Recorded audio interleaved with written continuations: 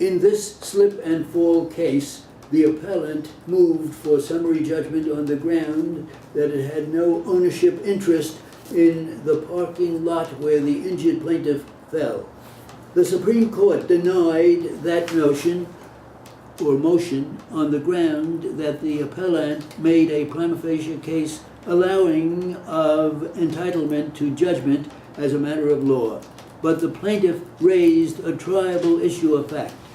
The appellant then moved for leave to renew, asserting that it had not received the plaintiff's opposition papers before the determination of the motion.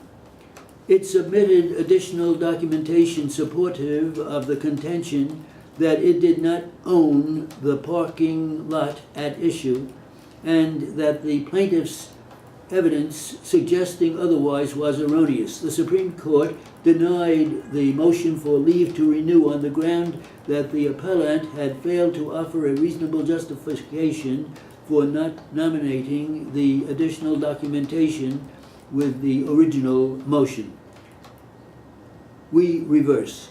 The appellant established its entitlement to judgment as a matter of law based upon the evidence submitted in support of the original motion, and the motion was denied only based upon evidence submitted by the plaintiffs in opposition to his motion, which the court determined raised a triable issue of fact. The appellant's non-receipt of the plaintiff's opposition papers constituted a reasonable justification for failing to rebut the plaintiff's evidence. Thus, the motion for leave to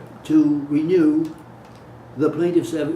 which was supported by evidence showing that the evidence relied upon by the Supreme Court in denying the original motion was erroneous, should have been granted. Upon renewal, summary judgment dismissing the complaint insofar as asserted against the appellant should have been granted on the ground that it had no ownership interest in the parking lot where the injured plaintiff allegedly fell. In a class action inter alia for a judgment declaring that certain membership campground contracts are void and unenforceable as contrary to public policy pursuant to General Business Law, Section 659, the defendants, Bank America, Inc., Resorts USA, Inc., and Outdoor World Corporation appeal as limited by their notice of appeal and brief. From so much of the order of the Supreme Court, Queens County, dated January 16, 2001, as denied those branches of the motion which was for summary judgment,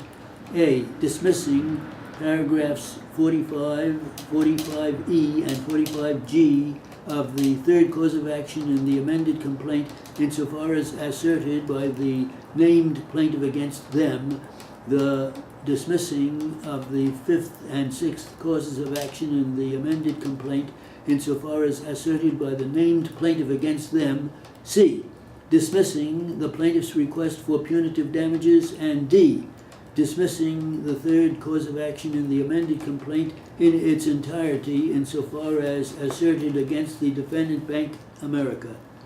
Inc., and the plaintiff's cross-appeal from so much of the same order as granted that branch of the motion of the defendants Bank America, Inc., Resorts USA, Inc., and Outdoor World Corporation, which was for summary judgment dismissing the second cause of action in the amended complaint, and denied those branches of their cross motion which were for partial summary judgment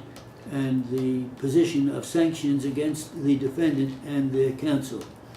It seems to me the appellants failed to establish their entitlement to judgment as a matter of law regarding the plaintiff's claim that the contracts were unconscionable, required denial of that branch of the motion. As for the remaining claims, after the defendants made out a prima facie case for summary judgment, the plaintiffs submitted evidence which raised triable issues of fact precluding summary judgment. The Supreme Court properly dismissed the second cause of action insofar as asserted by the named plaintiffs pursuant to General Business Law, Section 350. The deposition testimony indicated that the named plaintiffs did not see any of the appellants' advertising until after the sale presentation, and that the advertising did not play a role in their decision to purchase the campground memberships.